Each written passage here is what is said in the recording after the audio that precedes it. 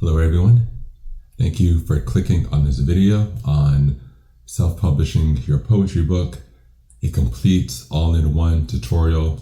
And as far as I'm concerned, at the time of publishing, it might be the most complete tutorial on how to get your works, self-published into a hardback or paperback book that people can hold in their hands, very much like this one here or this one here.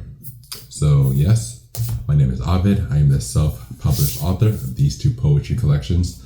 Of course, feel free to check them out. There are links to audiobooks, PDF files, and actual books themselves. I'm a self-published author. I'm a poet. So this is how I went about it, and I'm going to show you how to go about it. So buckle up, get comfortable. We're going to sit here and go step by step on how to get something that might look like this into something that might look like this. Hope you're ready, and let's get started.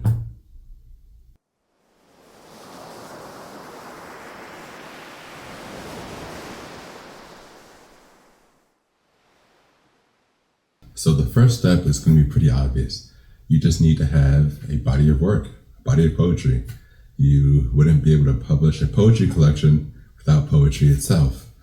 And this is something that perhaps that you've been writing for a while. You have gathered poems over time, or this could be a little bit more like myself. I had some poems, but when I decided to write a book, I ended up writing a lot more poems for the sake of the book.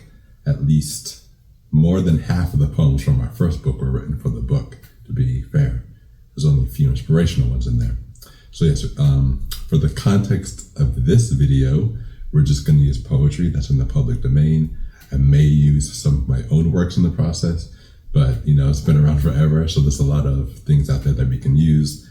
That'll be a good education in the process. So let's go ahead and let's look at some of the poems we have.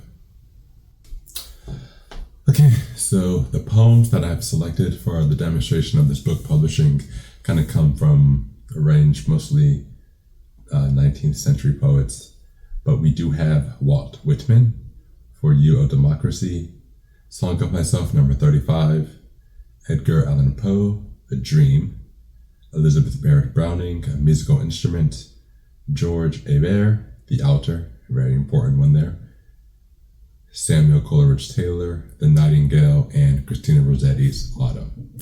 Now, those are various length poems. I think they'll touch upon everything I need to when I describe the process of laying out.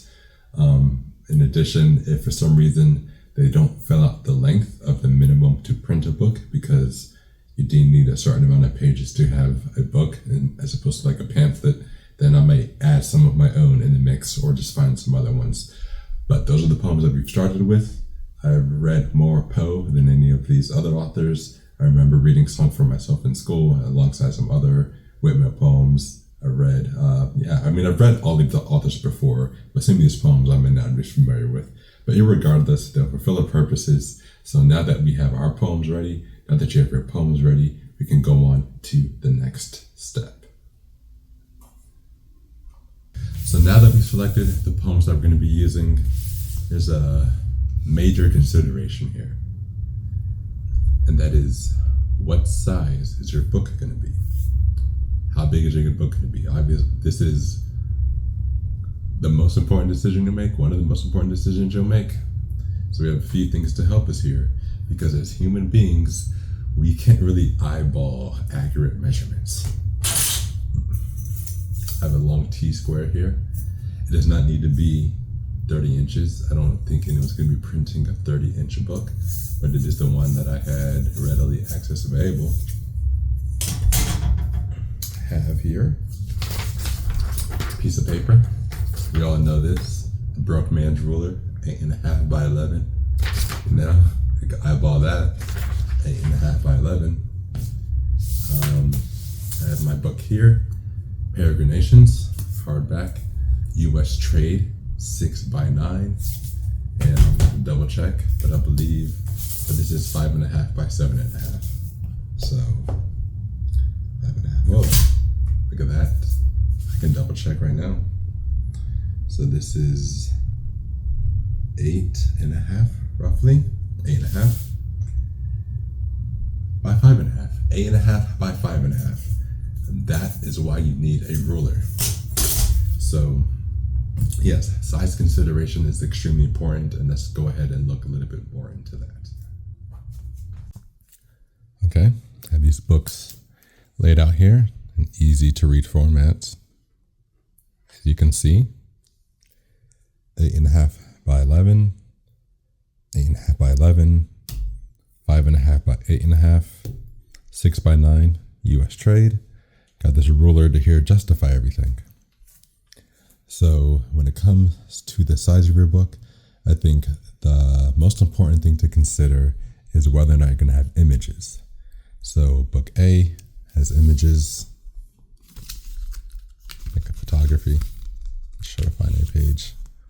There's a picture, that is a photograph. Peregrinations has drawings, like the cover. And look at that, there's one right in the beginning. That is a drawing. So because these have images, I wanted them to be more clear. When it comes to text, it's pretty straightforward, usually black on white background or cream colored. Don't make it too small because that'll be hard to read. Don't make it too big because it's a little illogical. But when it comes to pictures and images, there could be a certain amount of detail that you wouldn't be able to achieve if you are only working with like a 2-inch square, 3-inch square. So you're going to want to be able to pull out some of the details that these images kind of occur or at least represent.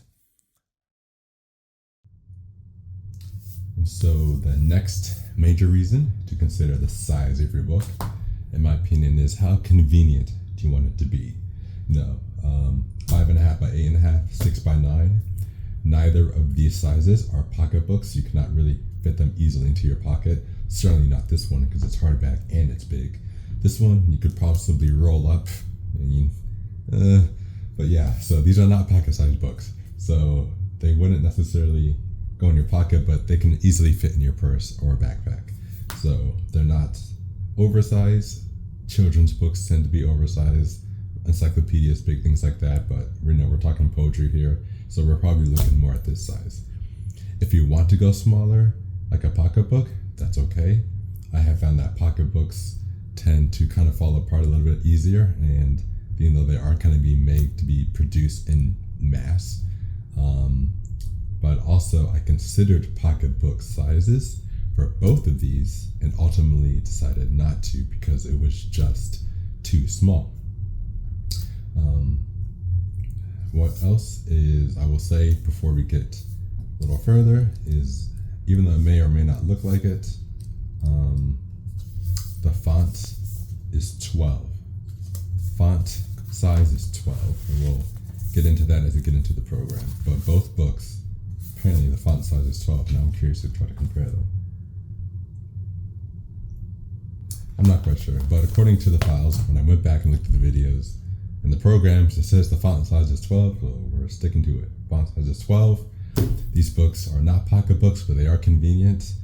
Hardback has more gravitas, and it is bigger. Softback is soft, and feel free to roll it up, but please don't. Okay, so that's it. We've selected our poems. We have poems that we want in a book. We know what size book we're going to have, and we have an idea of the font that we're going to use, which we'll get into as we get into the program. The part we've all been waiting for. Ooh, exciting. But no, it is exciting. So let's not wait.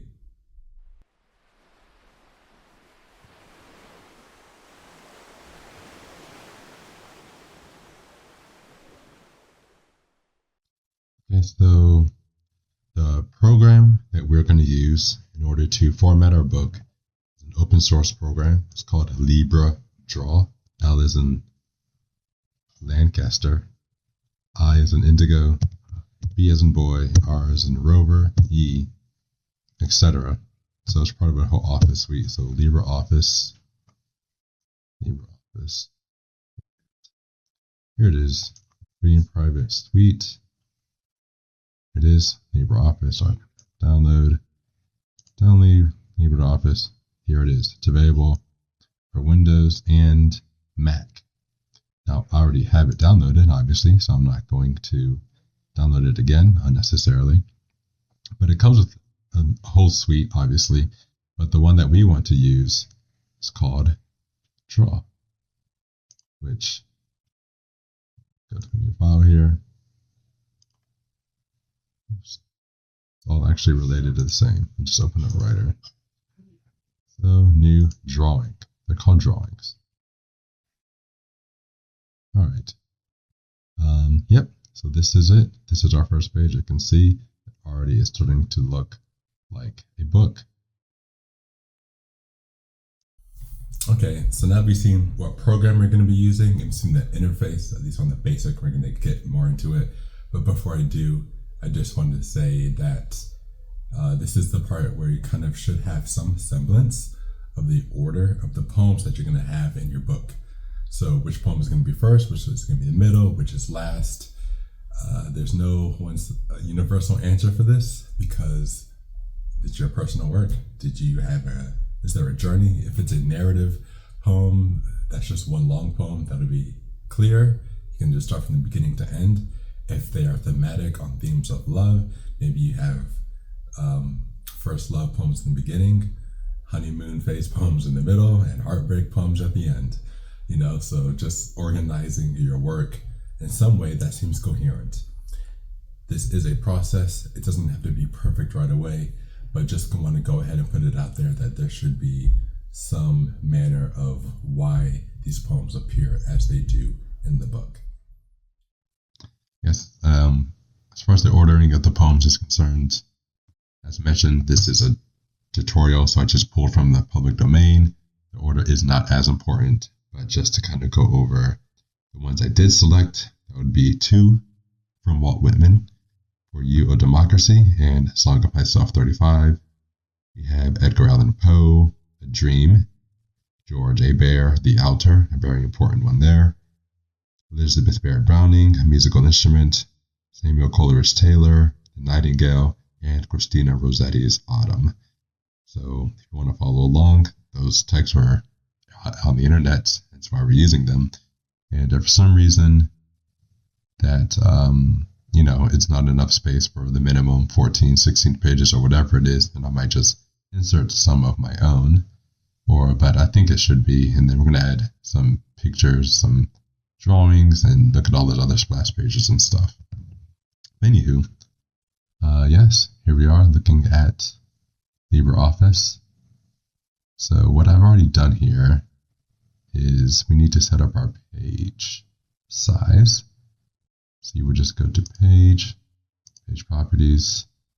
You can see that it is 6 by 9 here. By default, it probably says 8.5 by 11, which is probably what you get here. So maybe this is what it looks like, but you can just go back here, page properties, make it 6 by 9. Then another thing I did is under here, under margin on the right hand side. This is my first screen capture program, so maybe after I cut this, I'll add a little yellow circle. But margin, set it to none, because we want to control the margins in order to not confuse us. So now that we have our margins set to none, this is 6 inches across, 9 inches down. And the white part matches with our dimensions. US trade is 6 by 9. 6 by 9 is US trade. That is the book we're deciding to print. So here we are. We're looking at the first page. Now you don't have to build your book from beginning to end. In fact, I don't think that's a good idea because you need to focus on the most important part, and that is your poetry and what it looks like and how it's kind of formatted. So we're going to go ahead and start with the poetry. But we're also going to start with something important, and that is setting up our margins. Now, this is kind of where it goes back to human beings not being great at eyeballing. Because if you were to just, maybe I could just start setting my text here and here, and this looks good, it would just run to the tip of the page. So, like most programs, you can grab margin from the side, theoretically. Okay, yeah, I don't know why it wasn't working at first. So, click on this ruler, on the left hand side. I'm sliding it in. We'll do 1 inch. 1 inch margins. I'm not gonna lie, I know when I was doing this, I think I looked like I was trying to make a emoji piece or something, because I just had so many lines. All right. For the top and bottom, I used 3/4. So here's the white, 3/4 of an inch, bottom, coming from the bottom, 3/4 of an inch, 1 inch, 1 inch. So this is our default. Looking at my own book, most of my poems kind of start really closer to the 1 1/4 inch. Some of them start at the 1 inch, and some of them start about 1/4 inch behind. So like I said, if you really want to be specific and accurate, you can add extra margin lines here, but like I said, it can get really confusing really quickly. And I'm going to go ahead and do that for demonstration. So that just adds. And the reason, all right, so look at that. We have 1, 2, 3, 4, 5, 6, 7, 8 lines here, all of our margin lines. This is where the accuracy comes in. And the reason I have these different margin lines is because depending on the poem, some poems, the lines were just really long across. And it's like if I stuck to the 1 inch margin, it would just be too pushed far over. So then I would just take those lines and move them over to the right. So some poems are really short, as far as from left to right, short poems, even if they could be long vertically, but if they're short horizontally, then I could probably move them even further in to this 1 1/4 inch. So yeah, so those are our margins. I'll pause this video here to kind of not get too confusing, too long-winded. We are back with our program. As you can see, this yellow mouse, easy to follow, easy to see. Spent like 45 minutes learning how to do that. So next up, there's into the nitty-gritty, the text. The thing about the text on the page is, we want to keep it within the center here, hence all these margins. So we set up our margins, and we want to avoid anything going on this outer frame. Most of my poems in my book fall below this 3/4 margin.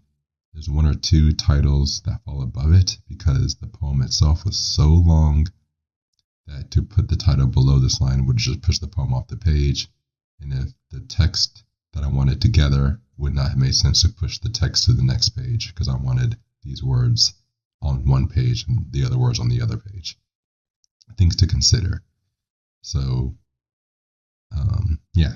like I said, these are all rules. I think you will see as you go along that depending on the structure of your book, certain pages might be bending and breaking the marginal rules in order to get what you're looking for.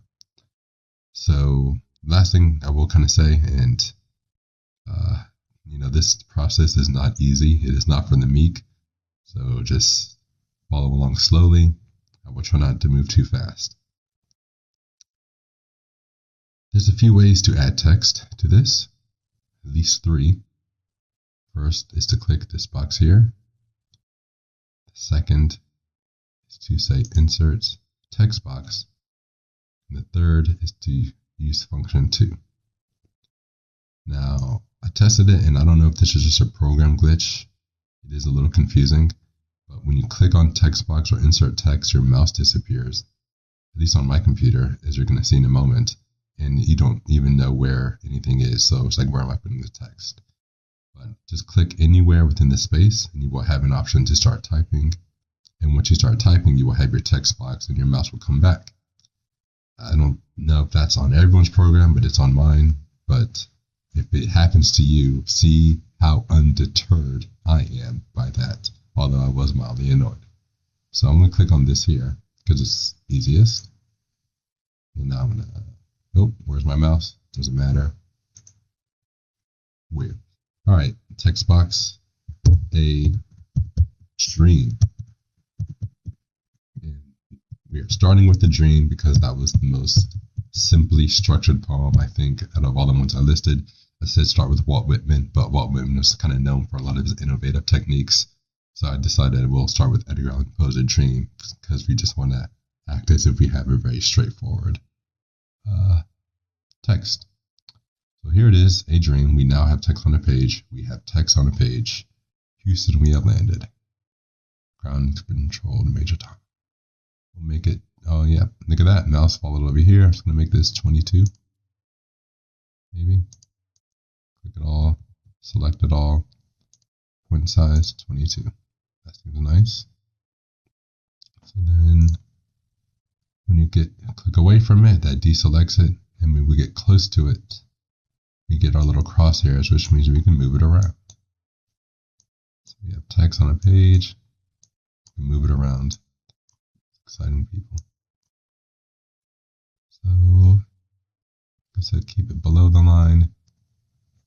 Since it's a title, I'm going to kind of align it to the left, just because it seems appropriate.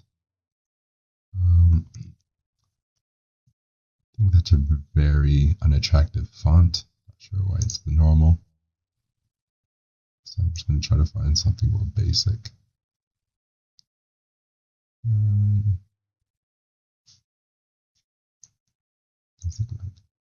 Renaissance.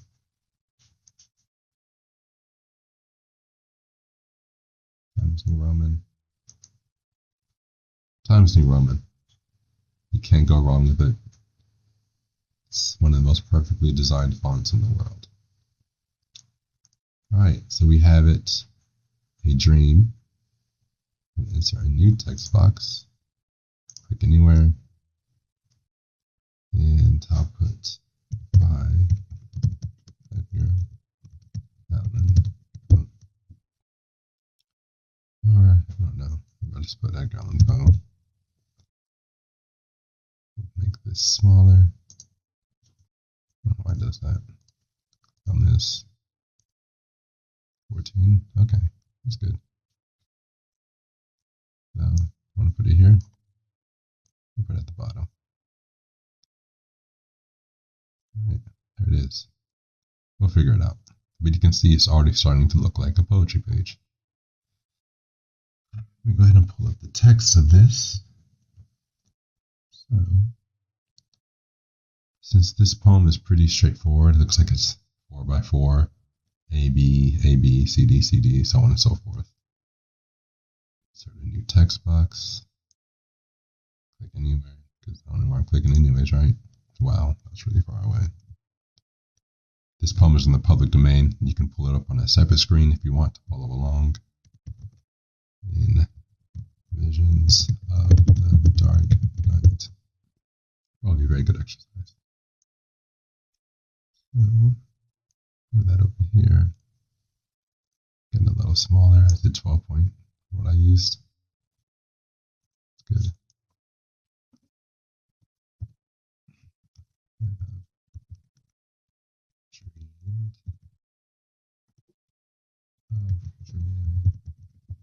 parted,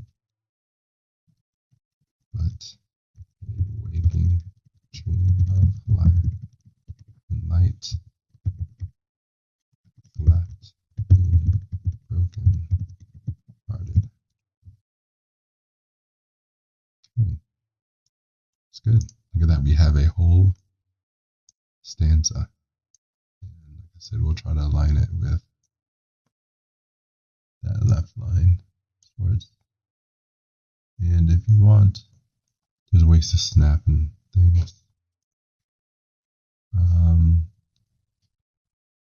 You go to view, you have rollers, grid lines, snap guides, all this stuff if you need it. Look over here, you can kind of see what it would look like without the margin lines.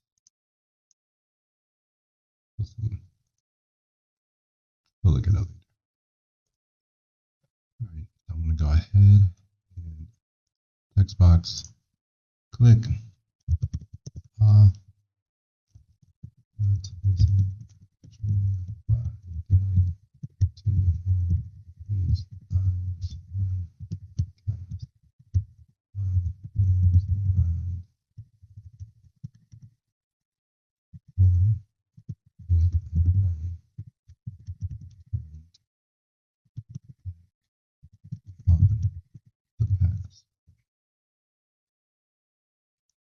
this up here.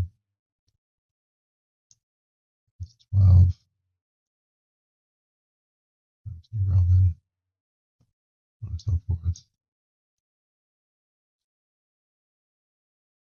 Copy, paste. You saw what I did there. I just copied and pasted. Not sure why this is different. Okay. Times New Roman. There it is. Alright. So now I have 3 stanzas.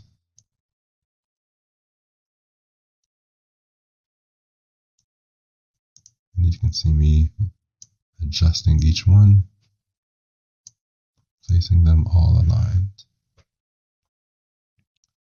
Paste.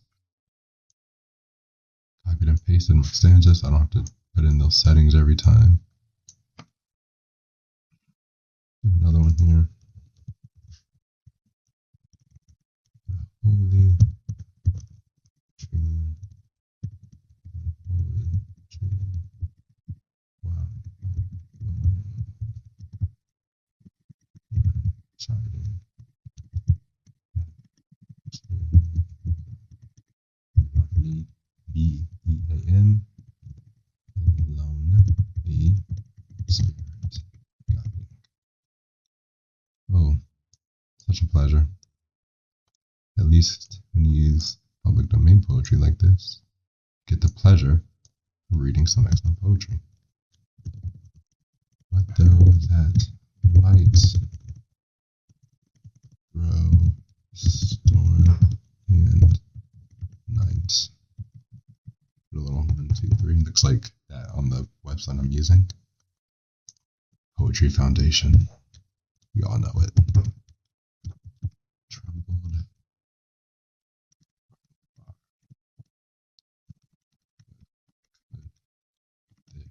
Be or really bright truth day star question mark. Okay. Line that over there. Change this. Bollocks. Roman. Okay.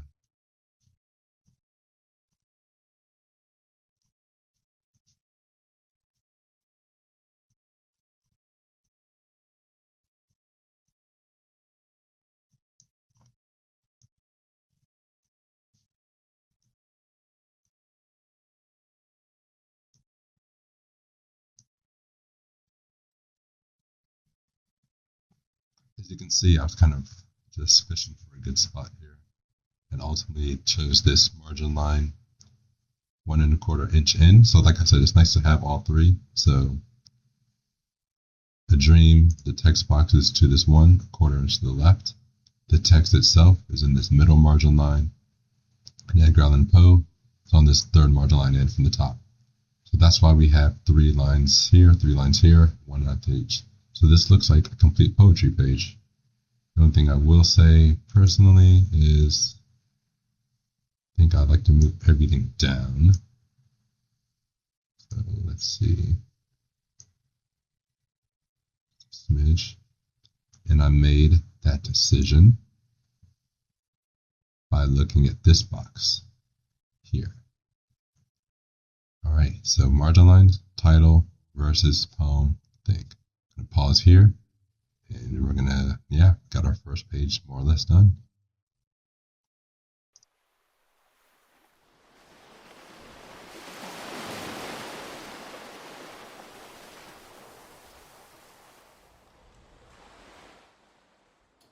Okay, so that is one poem down.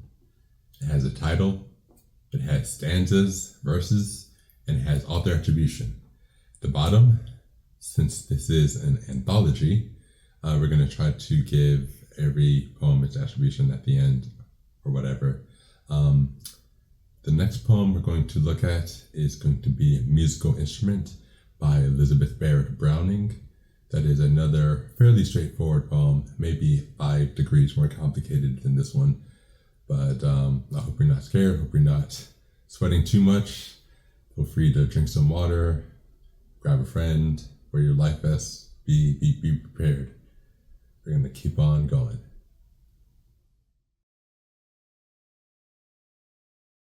Okay, we are recording again. We have our page here, but our margin lines are gone. Why are they gone? Because I closed the program because I had an issue with the text. But at least we can see it clearly now. So what I'm going to do is put my alarm. Oh, there they go. Yeah, this is open source and it is fully functional. Title versus attribution. This is a full poetry page. We are moving ahead with a musical instrument by Elizabeth Barrett Browning. Right click over here, new page. I don't know what that black box was.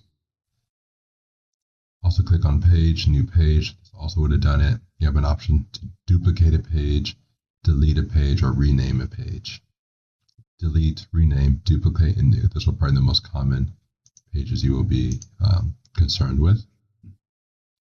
We have our guidelines, new page, text box. Click somewhere. It's called a musical instrument.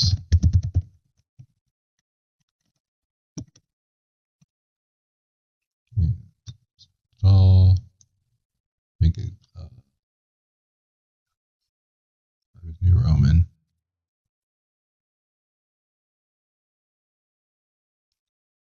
Make it 22. Click on the outside. Drag it up here. Okay, so I just went through that pretty quickly for some of you, but feel free to go back and look at everything. I just put in the text box, typed it in, formatted it to Times New Roman, kept it below my 3/4 margin lines. No margins. I want to make sure we're on the same page here. Yep, 6x9. And yeah, moved it over here. So the interesting thing about this text is each stanza is numbered. And we have a total of 7 stanzas. So just 5 degrees, maybe more complicated than the Poe. Not much, but a little bit, which is why it's second. So I'm going to click my text box here, click somewhere. I'm going to put a 1, and we're going to pause this real quick. Okay, I've resumed. I believe the issue was this was too small. So when you're making your text box, make sure this is wide enough to be able to go horizontal.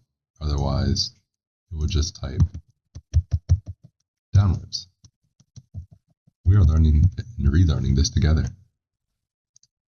So I'm going to make this nice, long. See, I'm navigating all this. And now, just a very unattractive one. Highlight it. Times New Roman, looking much better. Okay. There are tools in here that allow you to do more precise numbering if you really need that sort of formatting. I made this 18 for the record. You can follow my yellow arrow. See that I made it 18. Actually, I might make it a little smaller. It looks a little bit too close to the title. So the title box is on the far left. This I will drag down. You need it to be a perfect cross in order to navigate it. I'll align it here. Add another text box. Click somewhere. Type in some words. At least.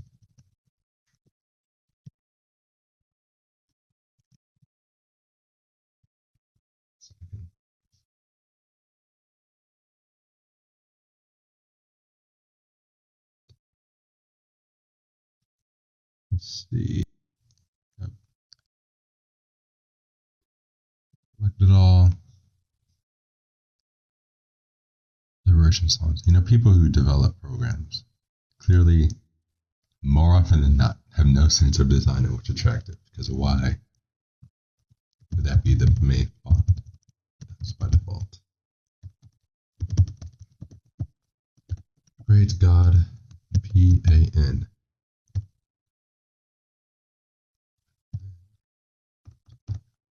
DOWN. Read by the river. Spreading. Ruin and scattering. Fan. Splashing. Battling.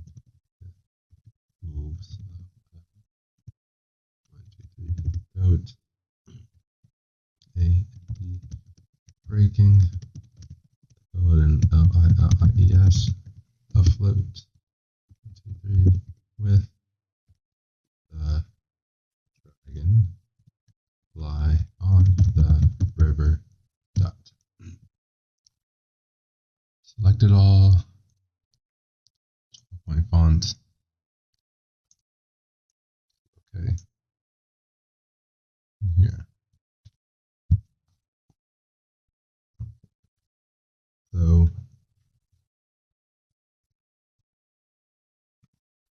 now this 12-point font may look small on the screen.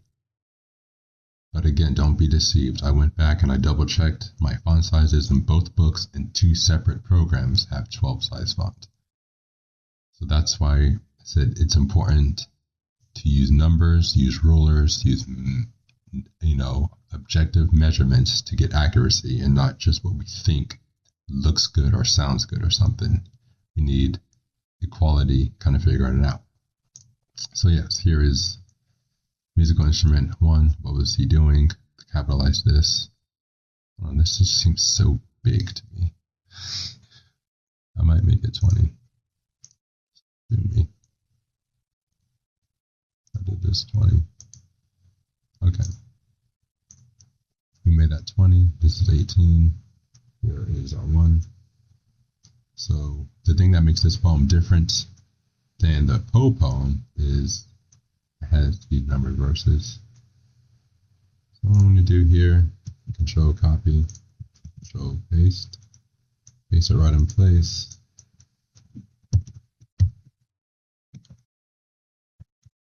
Oop, let's not get irritated. Just stretch it out. Close it up. Bada bing, bada boom. I know that this box is aligned here, so I'm just going to keep that. Drag it. And if you hold shift while you drag it, that will keep it locked in with whatever direction. So I'm moving it around, but if I hold shift, it's essentially staying on this line. And that's for people who don't use our programs often. Like I said, I was very familiar with a lot of our things. So I'm going to, if there's something I do that I know is pretty standard, like shift drag or drag in the guideline, just because I learned it from a different program. That's why. So this, Control copy, Control paste, drag it on down, and highlight it all, type it out, tour.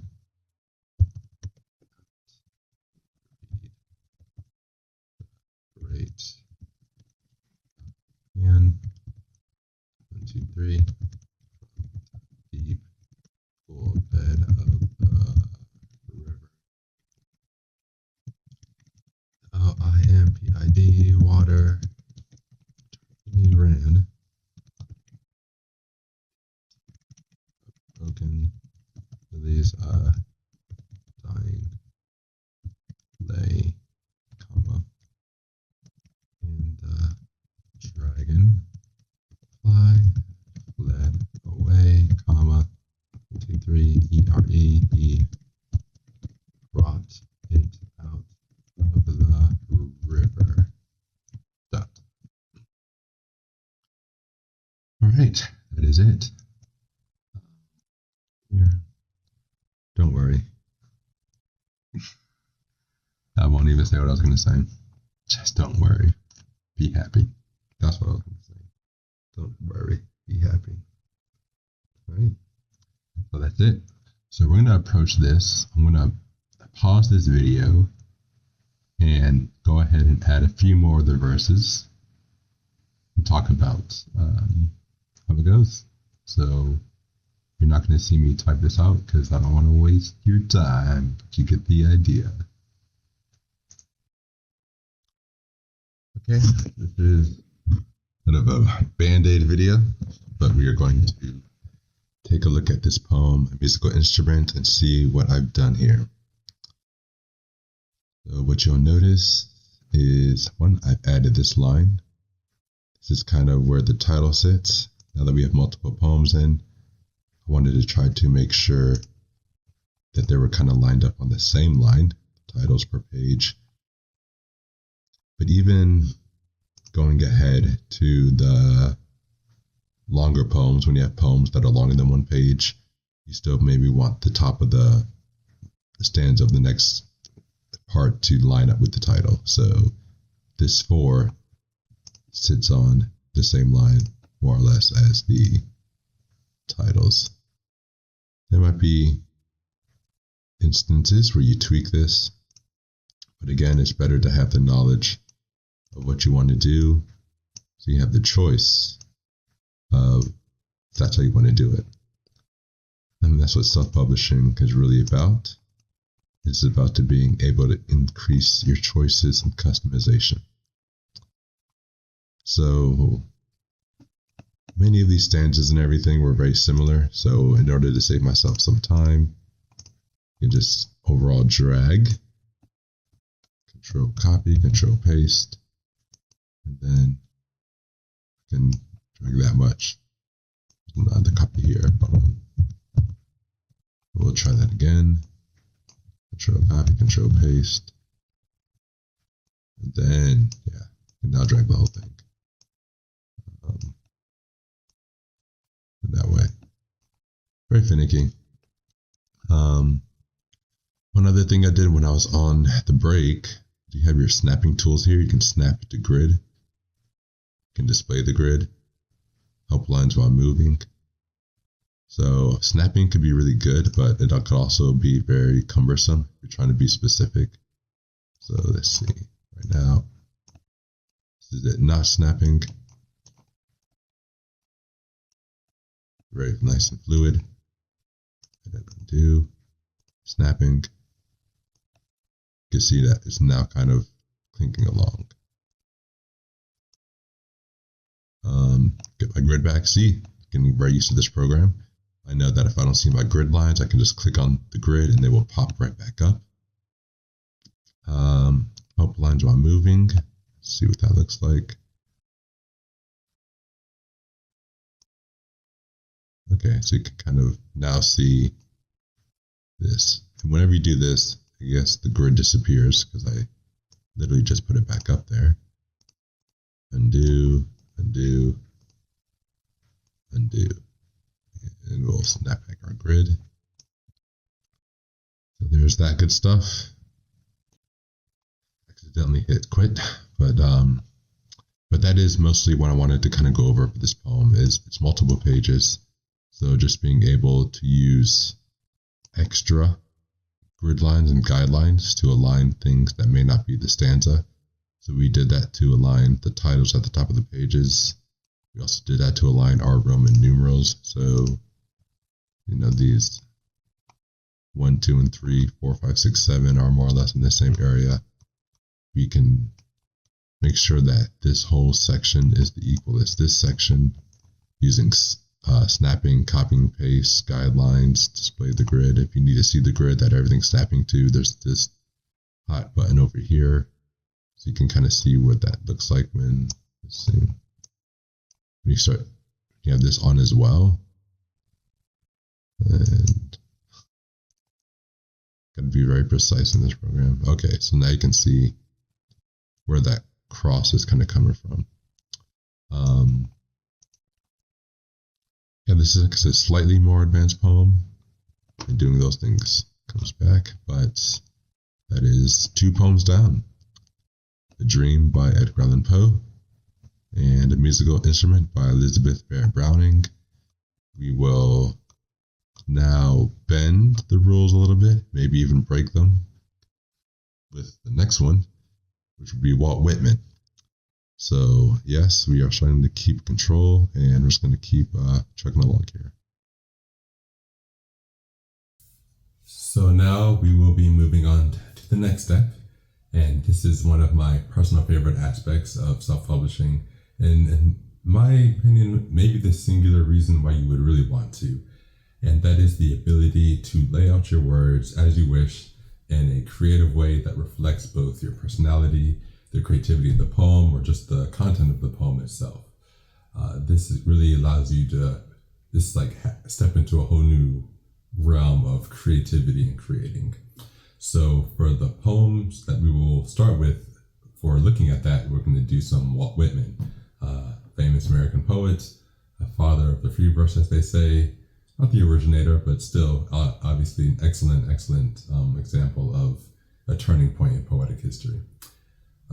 Right now we have 2 poems by him. I guess at some point he's the only poet I gave 2 poems for. And the first one is For You, O Democracy, which is, a very relevant poem both then and now. And that is the longevity of the spoken word. And we also have Song for Myself.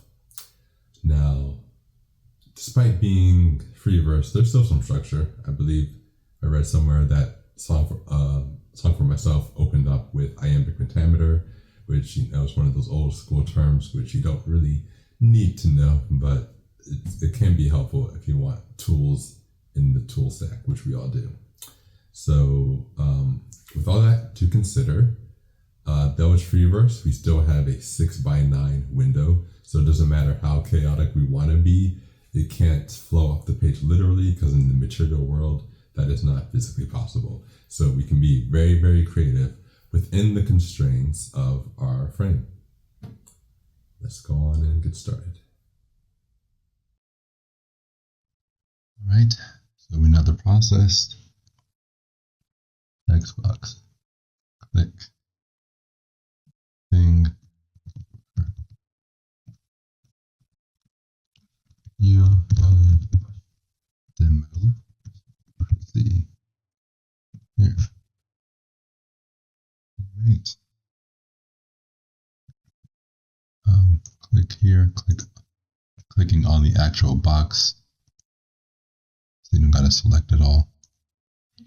Times New Roman 18. No more snapping. Instead, or let it rest on this line.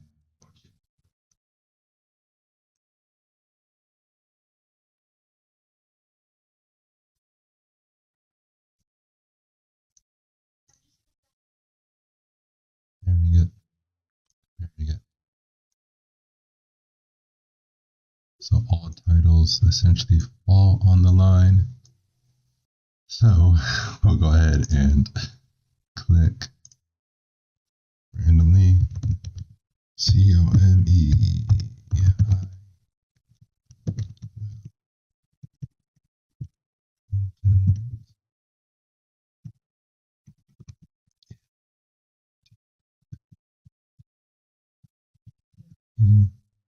There. First line, click on it, Times New Roman. Is this?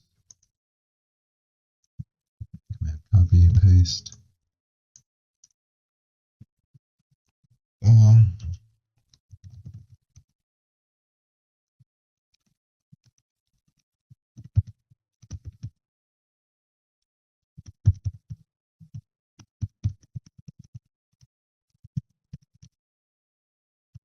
And I know that it's automatically capitalizing this letter on lines. I'm not too worried about that, because seriously, I correct that one.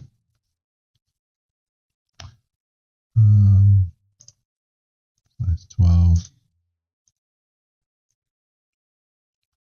Size 12. Let's start with here. Put it over to the right. Copy and paste. slide it on down. Oops, too far.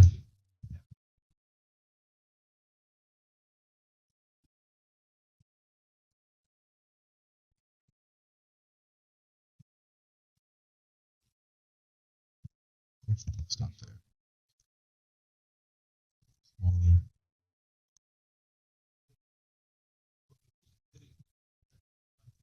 Okay.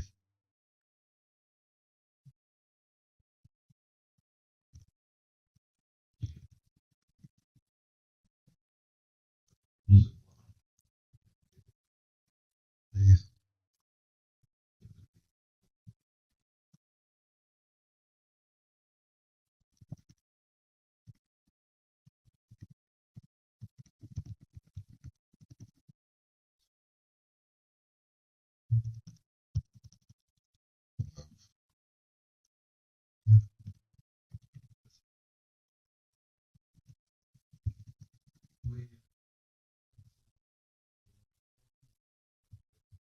Is that it?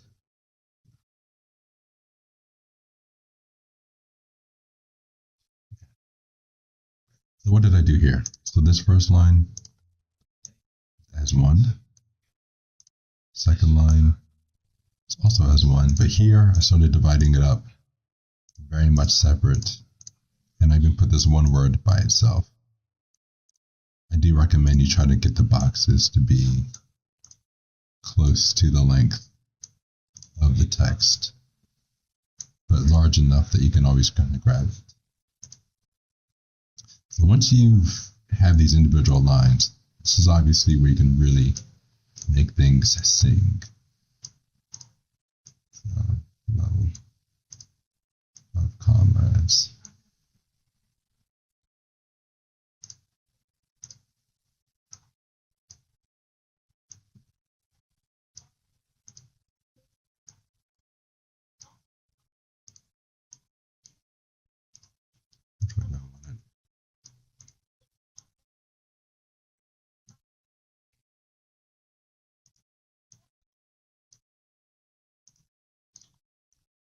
This line is a little bit longer. I like slant here.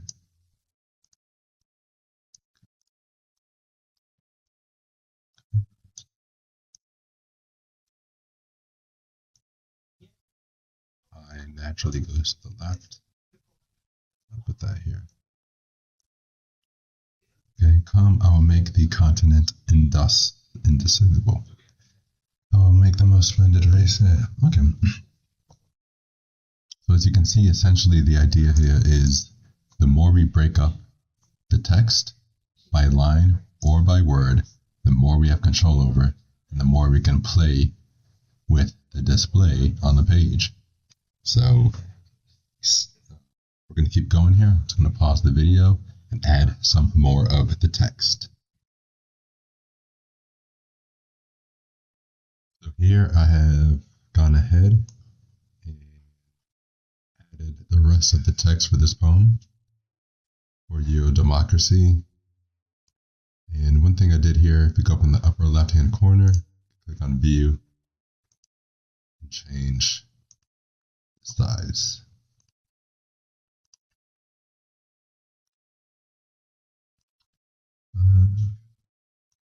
There we go. But we'll actually go ahead and there's 200 look like. That's good. It kind of follows a wave, so kind of flowing from left to right. This is actually a little bit more creative than the original poem in a sense. The original, influential, but took a more standard approach in text. But went ahead and kind of added some ideation to it, including this aspect right here. Oh, democracy is in bold and in a script. Click on it, you can see that it is a separate text box. Click on this here, it's a separate text box. Click on this, it's a separate text box. So, took 3 different text boxes to make this line, so a little bit more effort, but again, it just gives you more freedom. What you can do if you do decide to do something like this is you can drag a guide line all the way down from the top and try to make sure that they're all on the same level. And they're all touching. I'd say that looks pretty good. Again, this is for demonstration purposes. These lines are separate one by one, so you have a lot of flexibility moving them around if you'd like.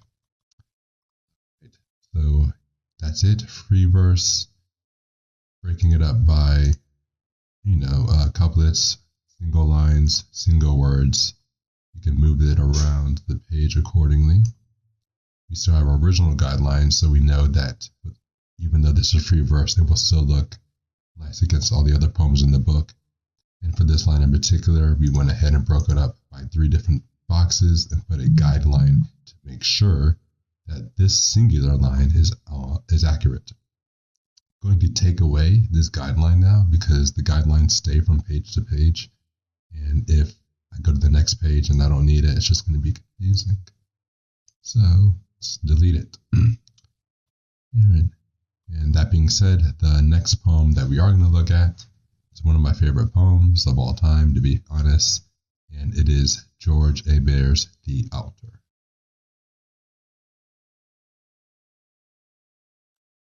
All right, so we're looking at our blank page. I'm going to zoom out so I have a better context of what I'm looking at. Page 7, page 6 rather. It's confusing. Delete. Work. Delete. Boom. All right. So you all know what we're going to do to get started. I'm going to go ahead and make a text box. The altar.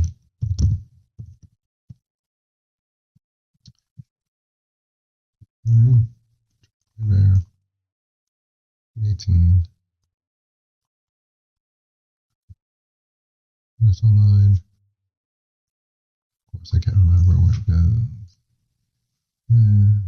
At this point, y'all get the idea. I'm not going to waste your time. Right.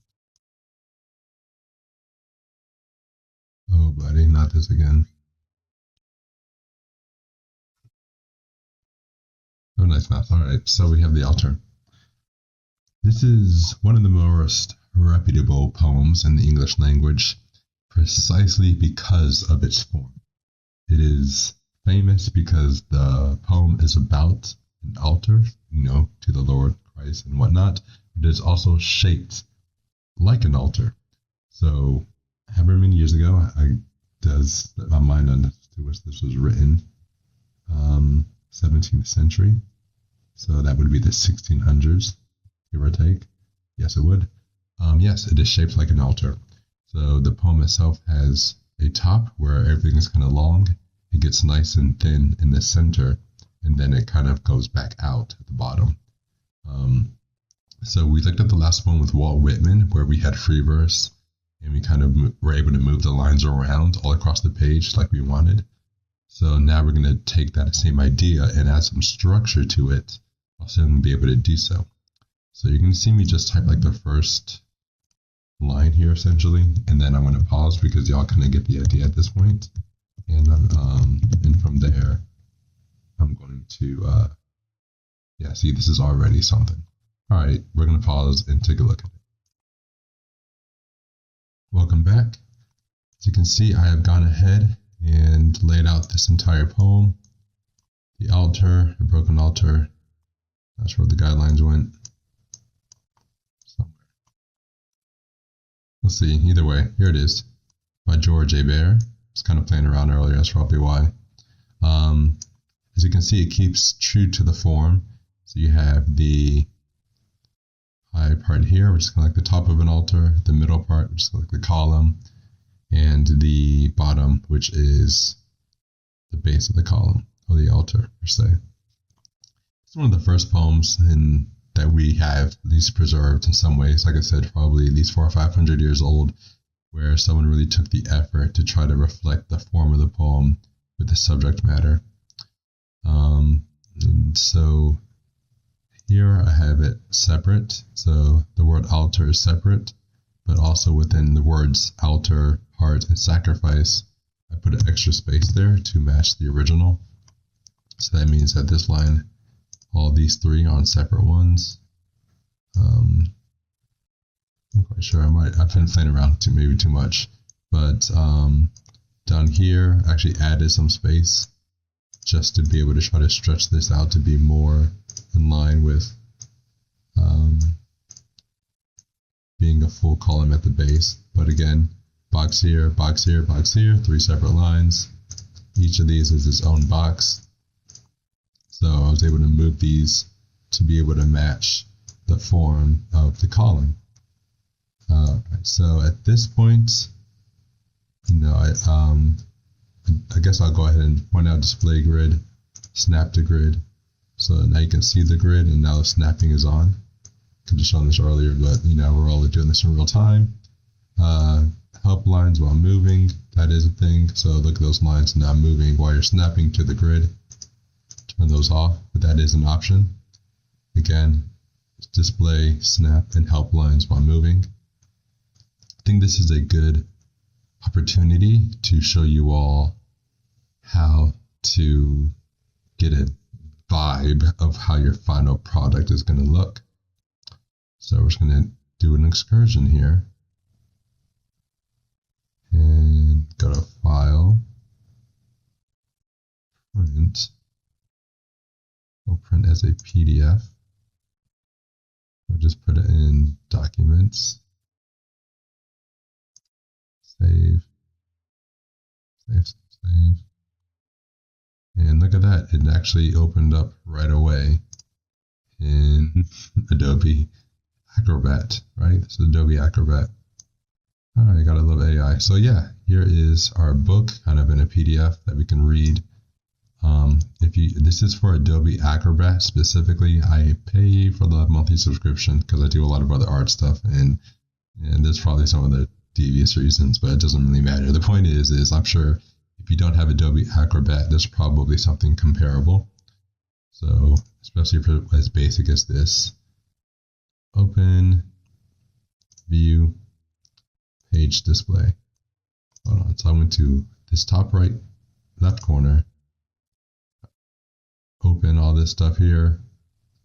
I'm going to go to view, I'm going to go to page display, I'm going to go to two-page view. And so now you can see it laid out like a book, left, right. So these are our pages: A Dream, and Visions of Dark Night, Edgar Allan Poe, A Musical Instrument, a few pages, Elizabeth Barrett Browning, Holy Democracy, Walt Whitman, all this stuff. So now we have, okay, yeah, this looks like the beginning of a book here. Oh, it looks interesting. I'm excited. So there's that. So yes, we have now gone over some of this layouting stuff. Looking forward to moving ahead.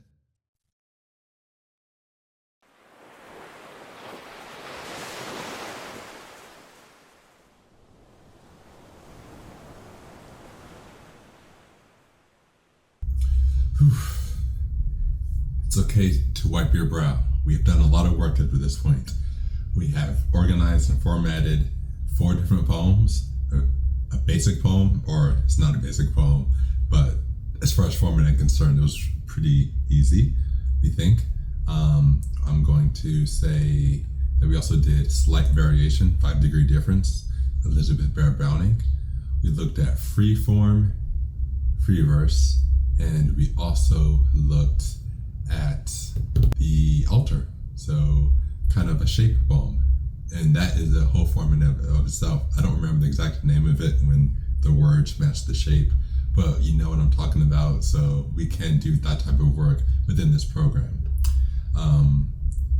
I may try to show you one other quick thing about laying out your words on the page, and then because I'm about to use it to get the rest out there, I don't really want to type up the rest of these words because that's a lot of typing. And so I'm just going to show you something really quick, and then after that we're just going to jump to the point where all the poems are written and more or less formatted. Here I have the first text of The Nightingale by Samuel Coleridge Taylor. two ways you can get your text from a document into Draw. The most obvious way, which I don't recommend, but I'm still going to show it because it could prove useful to some of you, is to copy it like so. So select your text, copy, go back to Draw, have a text box here, paste. Okay, there's our text. And it doesn't look ideal, so a few reasons. We can make some adjustments to try to match the rest of the book. So we have our properties for a character, font size, all these things we're familiar with. Maybe if you were not so familiar with paragraph and all this jazz. First things first, 12 Times New Roman. Looking better, but still not perfect. So what we can do here is try to adjust the spacing. Is this bottom paragraph? Yep. Go much further. It kind of collapses the text. So I don't necessarily recommend it, but it can work. You toy around with it, right? Set line spacing is also an aspect of that. So fixed. Can make the value something more akin to what we're looking for. Again, it crushes it, so not necessarily ideal, but actually if you play around with it, it could actually look pretty good, right? So that's one method. Now what I can do is delete this, and I'm pretty sure it's still on my clipboard. So right click, paste. Here's this. So now it kind of came in its own box, looks much more accurate. Only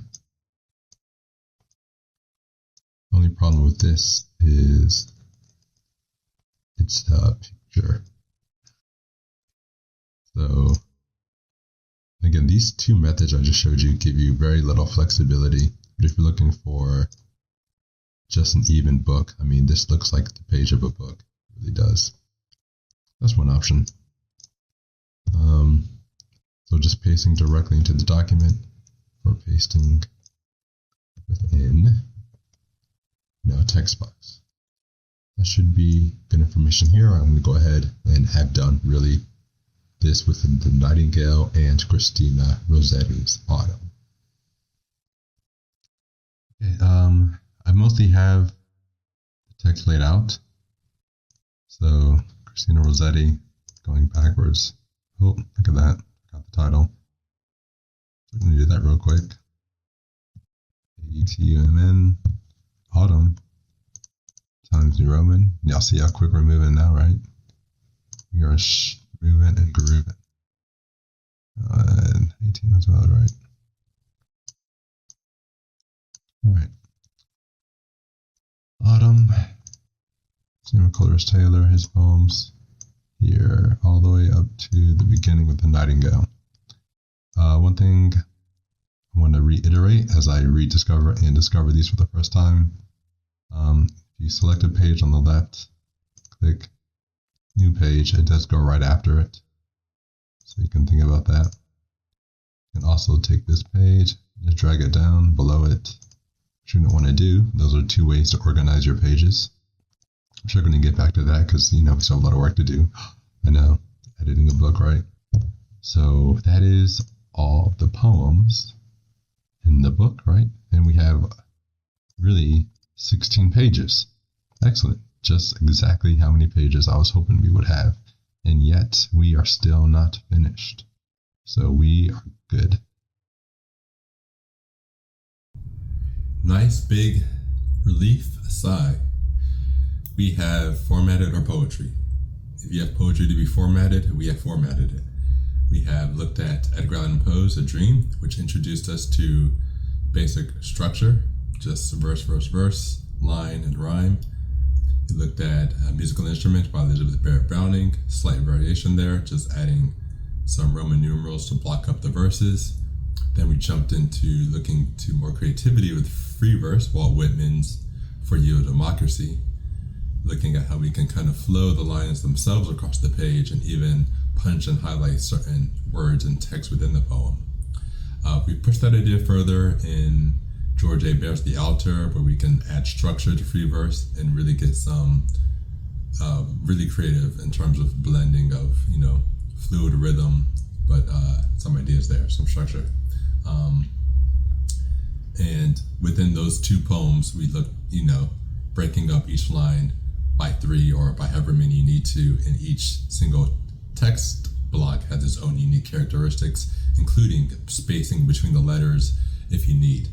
So as far as the latter poems, The Nightingale by Samuel Coleridge Taylor and Christina Rossetti's Autumn, we looked at as if you had your poems in text within a document, you just copied and pasted it, and if it doesn't turn out perfectly, which it probably wouldn't, how to manually adjust it so it does look more akin to what you're looking for. And then in a crazy game of photocopying and telephone that gets better, we can copy and paste the text that we had just copied and pasted it, and it would actually reformat itself to look even better. So that is it. That is formatting your poems in the book. Of course, the margin lines and all that other jazz. So what's the next thing? We'll assume that you may want to consider having images in your book. So we'll take a look at illustration, drawings and illustration, and photography. Perhaps you're doing this yourself, maybe you're having a friend do it, or maybe you're hiring someone. Regardless of who's doing it, the idea of producing an original work of art in the material world and getting it into the computer and on your book is what we're going to do. I have a phone like everyone else, and I take pictures. I have a lot of pictures on my phone, so I may take another picture for this. If not, I'll just use one of the pictures on my phone. But we're not done. We're going to keep going, and we're not stopping till we have a book in our hand, because I promised and I will fulfill that this is a complete all-in-one tutorial on how to self-publish your poetry collection. So hope you're not too tired. This is a good moment for a little break. Let's keep on going. Okay, I'm not going to spend hopefully too much time here because this is about publishing poetry. I have a piece of paper, I have a pen, I have 1, 2, 3, 4 crayons. All right, this is quite literally what we had around. There are children in my life, hence the crayons. So that's okay.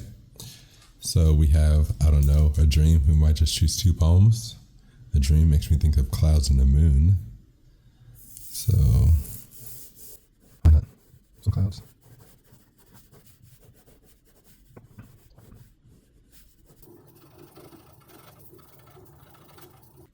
I'll make this moon kind of orange.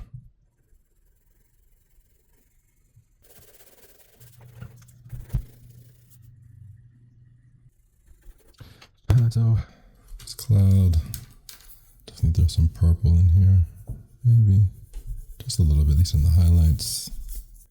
I'm actually gonna put a lot of this other color on here. How many colors your ropes and sisters? And maybe just like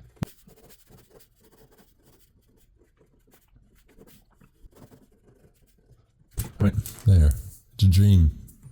There's one picture, which it'll be fine. I think it works. Maybe add a few more on the outside, just in case, just to be safe. Okay, so we have an image. Yay.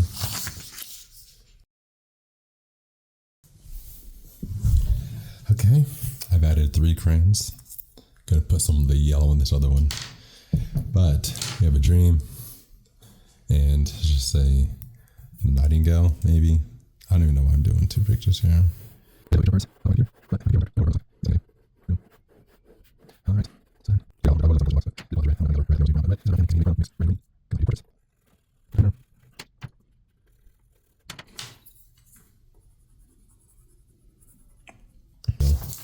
So I'm just going to leave it at that.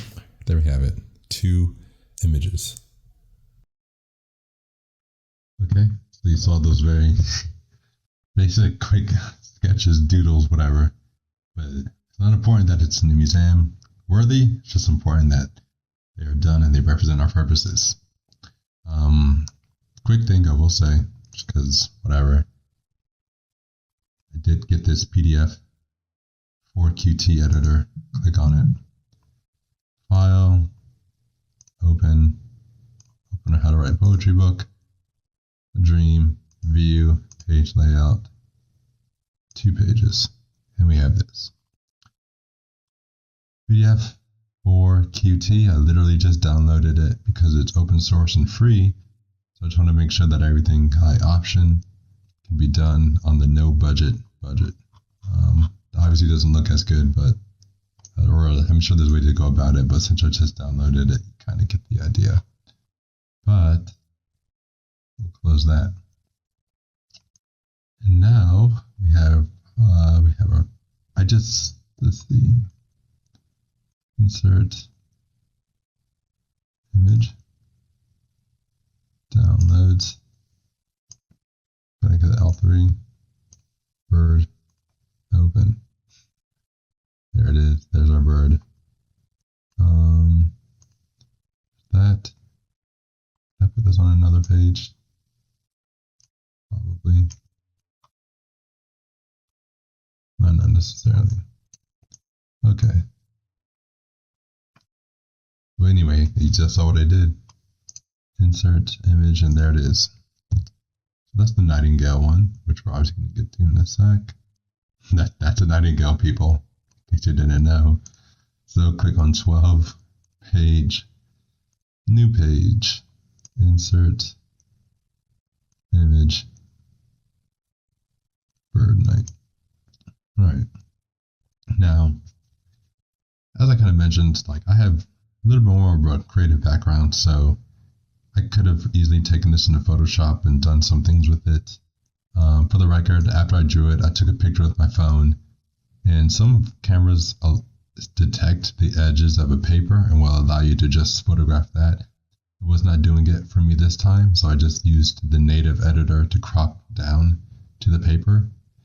If you have a PDF scanning app, that also detects the edges of the paper and whatnot. But anywho, I did that for all the images. I just took a picture with my phone, edited it natively, and emailed it to myself. And I took a picture of the outside. I would usually do more to this. I would probably change the contrast and those other stuff, but this is about the book. So I'm not going to do all that stuff right now. All right, I'm holding shift. It's working. See all of our guidelines here. They're still there. You can still use them. This can just be done right here. A lot of ways to kind of go about this. A lot of ways to go about anything. How many cats have been sacrificed? I guess that's fine. Could always put text nightingale and then crayon and pen on paper. Oh yeah, this is official, people. Like this. And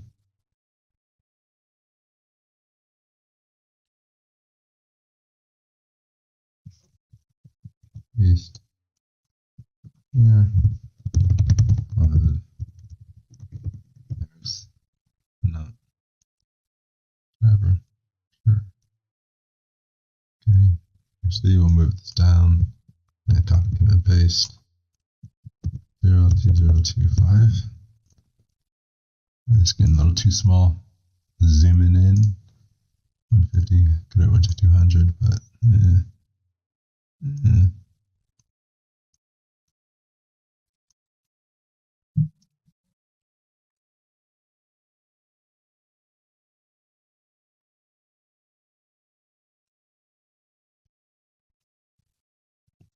okay. Get the idea. So here's that. Same with colors to nightingale. Nightingale, in case y'all were wondering. The other thing we had was a dream. So on this first page here. So, all right, do I want to fit the transparency? I don't know. that on another page. So I'm just going to insert new page. We'll put this one before it. Insert image, cloud drawn.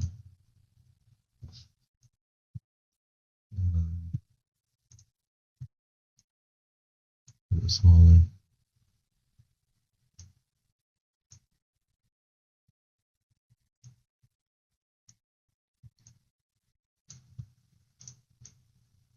Buddy. Crazy.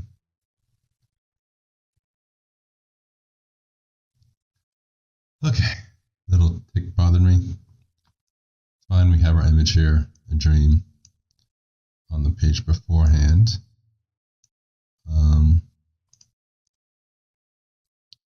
You can change some things here. You could change the transparency. Counterintuitive, 0% means you can see it's 100% opaque. You make it, say, 75 transparent. Maybe it's not, I don't know.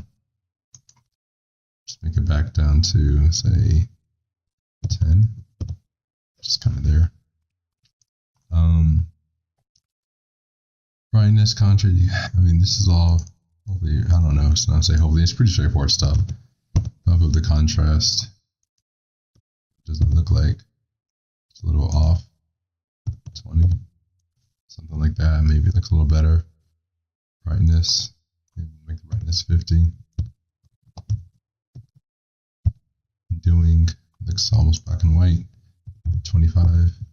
Notice I'm jumping between relatively half numbers. I can get a pretty good idea of exactly what's going on. You can add a shadow to this, enable shadow, maybe a black shadow, angle, 90 degrees, 35, 270, 315. Doesn't look like you can really do much with it. Distance, how big is it? Blur, noticeably blurred. This is something you may want in your books. Shadow behind certain images or something. Transparency, we'll do the same thing. Make it 50. And now this has a shadow effect on it, which we can kind of see. It's very interesting, actually. It looks kind of floating off the page there. So that's our shadow effect. Christina Rossetti. Inserts, image, bottom pick, go. This is from my phone. It is not autumn right now. It's actually summer, and it absolutely feels like summer. It's very hot outside. All right, so just took this picture, the context of this video. Gonna make it nice and big. Right here, it'll be taking up this much space. Then the transparency will make it 80. I don't know. Make it grayscale. Something interesting.